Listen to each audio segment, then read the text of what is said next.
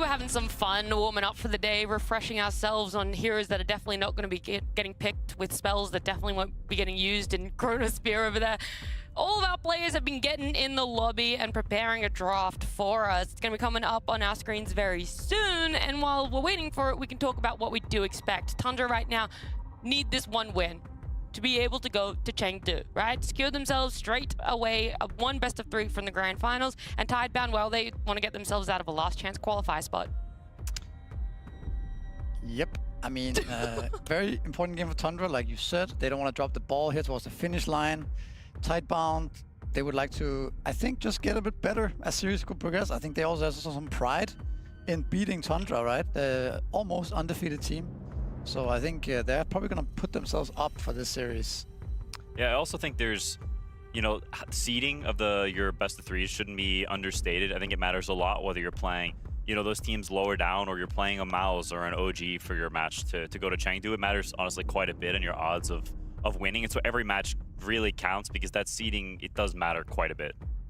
I just really want Tundra to lose. Like, how exciting would today be knowing that we don't lock in the top 2 in the first series, you know? Like, having that ability. Sure, Tundra will probably get top 2. They'll probably win the entire event because they're very, very good. But for the sake of my, you know, the entire day, you know, what I'm looking for, a little Tidebound upset in the morning wouldn't go amiss. I mean, Tundra are playing Tidebound now, and then they're playing OG later.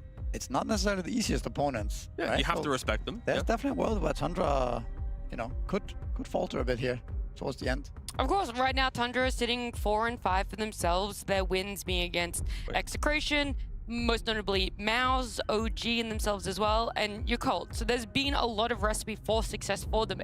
I just need them to show up today, have a good draft, and do what we've seen other teams be able to do against Tundra.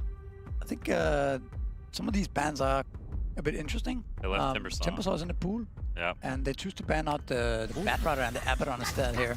That's not what I meant when I wanted Tidebound to show up. Timbersaw with 33 is probably the best hero to play combination, I'd say, for Tundra at the moment. Of course, they won the previous slam with the hero, but the way in which he always finds that farm early to create this like incredible brick wall you have to try and break through.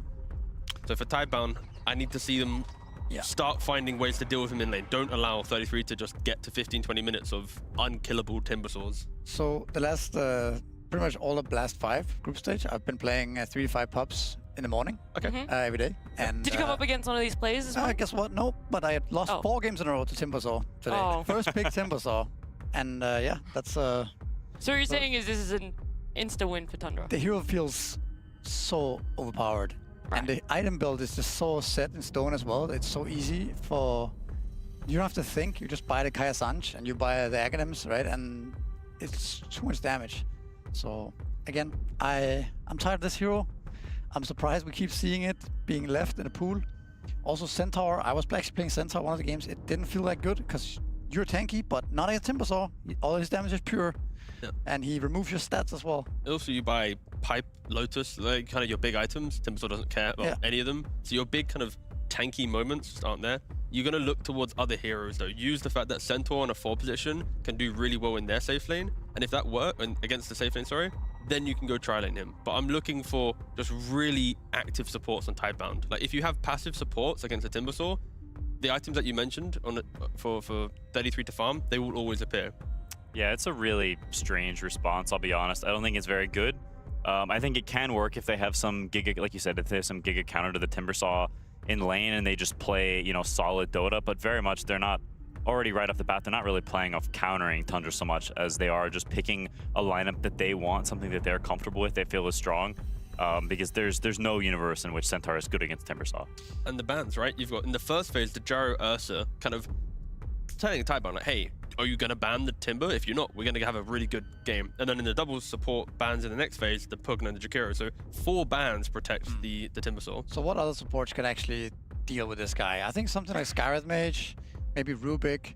I'm going to just go Bane. I mean, I think actually Rubik is a decent hero against Timber because stealing his pure damage spells is pretty good. But, I mean, can always hope we get to see a Rubik game. Probably not.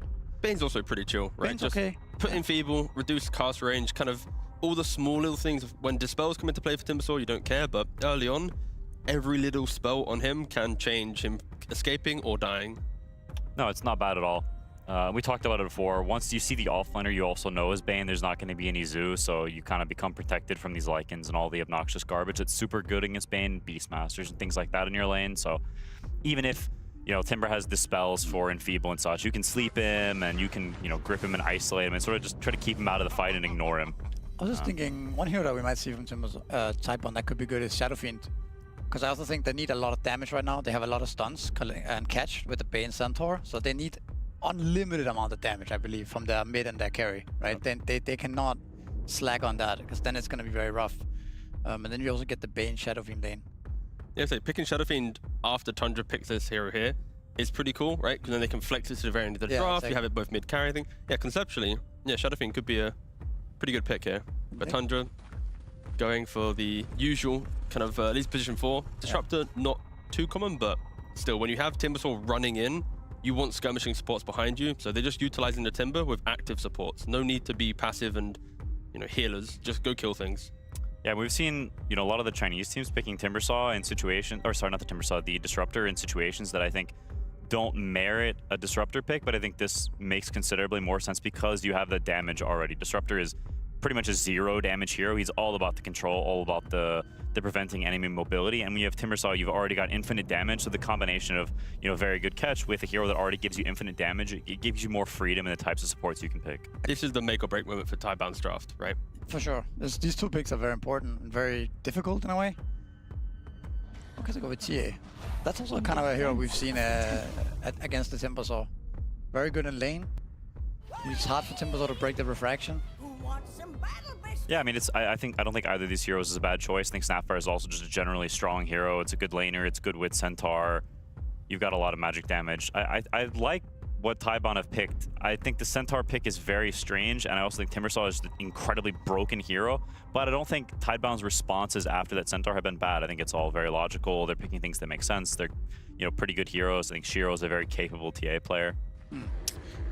Yes, they go with their Juggernaut again. This has actually been kind of a staple for Tundra on this group stage the last few days here, and I think they actually ran this. They ran Juggernaut, Jakiro against Centaur, but Disruptor kind of fills the same purpose, right?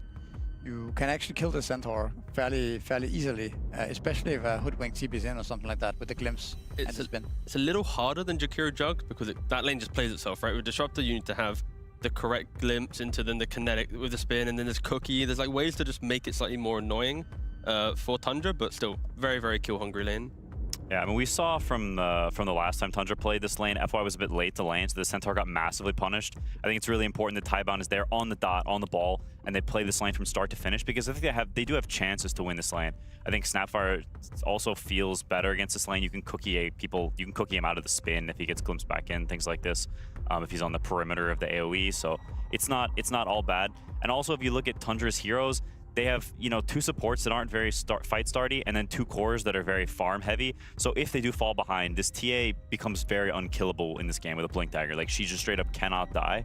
And you have traps in the map, you have Bane skirting through the darkness, hunting people. Like, if Tidebound is playing really well and really crisp and they're controlling that map, I can see a world where it becomes difficult for Tundra to actually get kills. Yeah, and for Tundra, their last pick, it's pretty much just any hero that's a playmaker. We've seen him play Lashrak, Queen of Pain, Shaker. I don't even think they need more stuns from the mid lane. It's just more heroes that want to play into the map, not just farm. Yeah. I think the Zemberman makes a lot of sense. I think Tundra is looking for some melee hero probably, or just some hero that offers them some catch and some start. But at the same time, a lot of those heroes are bad against TA in a lot of contexts, and so you're looking for something that somehow fits in between. That's not too bad against TA, like you have individual good hero matchups, but also gives you that sort of start melee hero. You really don't want Disruptor, Hoodwink, and then also a range mid with farming side lanes. It will feel very awkward. And while Tundra, I think, is a team that can pull off heavy greed, just functionally, it can be very strange.